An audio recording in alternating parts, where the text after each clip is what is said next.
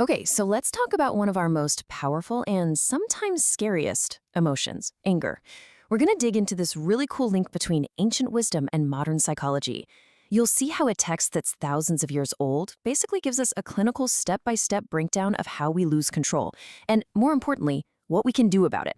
So, our starting point is this incredible verse from the Bhagavad Gita. And look, this isn't just some beautiful ancient poetry. It's actually a super precise formula. It shows that our most destructive emotions, like rage, don't just pop up out of nowhere. Nope. They follow a very predictable path that starts with something so simple, just what we choose to think about. All right, to really see this formula in action, we need a case study. And we've got a perfect one from the ancient epic, the Mahabharata. It's the story of a prince named Duryodhana. His story is, well, tragic, but it's a flawless example of this psychological chain reaction, showing how just one moment of intense jealousy can literally spark a world-ending war. So let's set the scene. Our story doesn't start on a bloody battlefield. It starts inside a palace of illusions.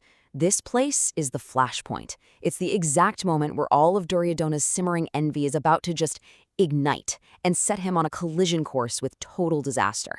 So try to picture this, right? Duryodhana is visiting his cousin's brand new, incredible palace. But this place is full of magical illusions. He thinks a polished crystal floor is actually a pond, so he lifts his robes to avoid getting wet. And then he sees a real pond, but thinks it's a solid floor, and splash, he falls right in front of everyone. This moment, this public embarrassment, is the tiny spark that's about to ignite an absolute firestorm of rage. Okay, but wait a minute. We've all had embarrassing moments, right? I mean, who hasn't? So why did this one lead to a catastrophic war? That's a great question. And this is exactly where the Bhagavad Gita comes back in with that powerful psychological framework. It gives us a map, really, for understanding the anatomy of anger. All right, let's break this down. Let's look at how this anger actually builds step by step. The Gita lays out this ancient formula for, well, self-destruction. The best way to think about it is like a row of dominoes. Once you push that first one over, the rest are pretty much guaranteed to fall. Okay, this is where it gets super interesting. The Gita maps out this whole chain reaction. It all starts with something innocent, contemplation, just thinking about something. But that simple thought can lead to attachment. And then that attachment morphs into desire. But here's the trigger point. Step 4. When that desire gets blocked, bam, anger is born. And from there, it's a really slippery slope into clouded thinking, losing your way, and eventually total ruin.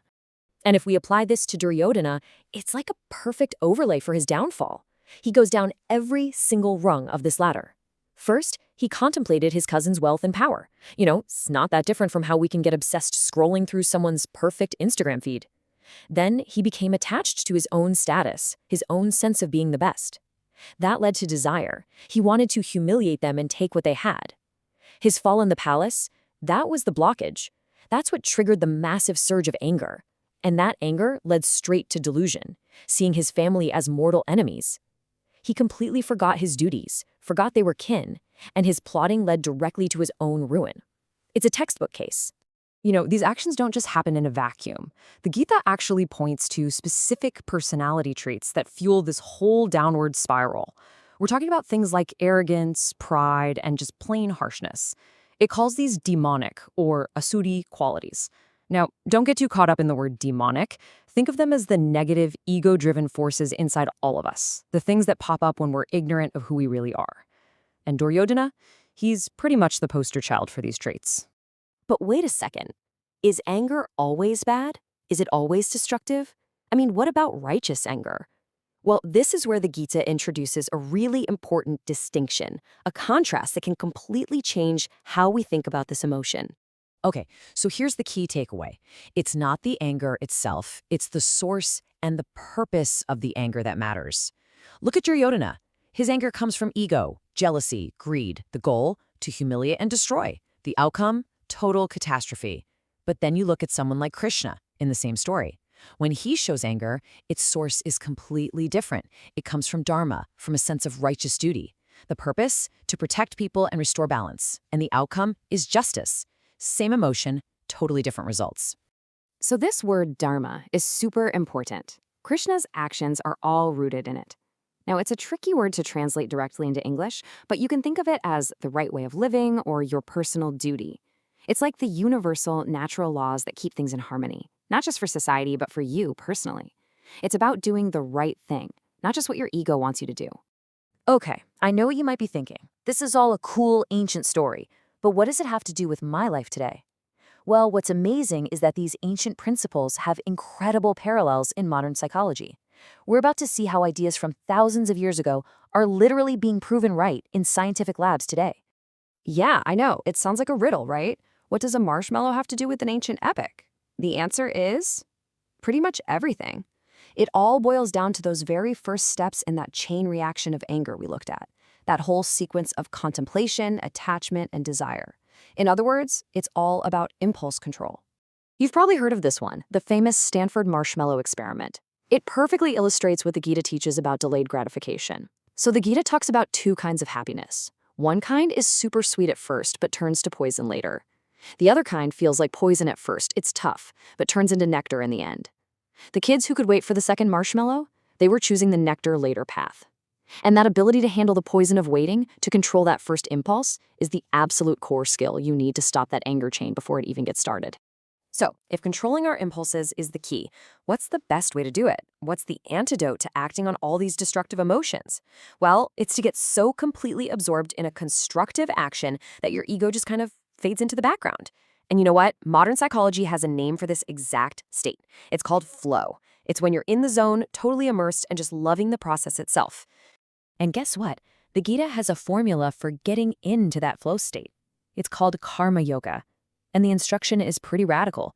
It says, focus entirely on the quality of your work, on doing your duty to the absolute best of your ability, but let go of the results. Don't worry about the reward, the praise, or the outcome. When you stop being attached to the fruits of your labor, you can become completely present in the action itself. That's flow. Okay, so this is all great theory, but how do we actually use this ancient wisdom in our crazy modern lives? Let's boil it all down to a super practical, 3-step mental toolkit you can use to manage your own stress, frustration, and anger. All right, here it is, your 3-step plan. Step 1, recognize the trigger. Just notice it. Become aware of when your mind starts obsessing over something. Maybe it's a comment someone made or something you saw online. That's domino number 1. Step 2, question the desire. Before that attachment really grabs hold, just pause and ask yourself, is this desire actually good for me? Does it line up with my values, my dharma? And step 3, act with purpose. Instead of letting that negative energy simmer and build, channel it. Dive into a task, get into that flow state, and focus on purposeful action. When you really think about it, the Gita's core message is one of incredible empowerment. It doesn't promise that some outside force will save us from our negative thoughts. It says the tool for our own self-destruction and the tool for our own liberation is the exact same thing, our own mind. The power to choose how we respond, that is always, always in our hands. So this ancient story about a prince's rage, it's not just some old cautionary tale. It's really a timeless mirror that reflects our own daily struggles with frustration, with envy, with desire.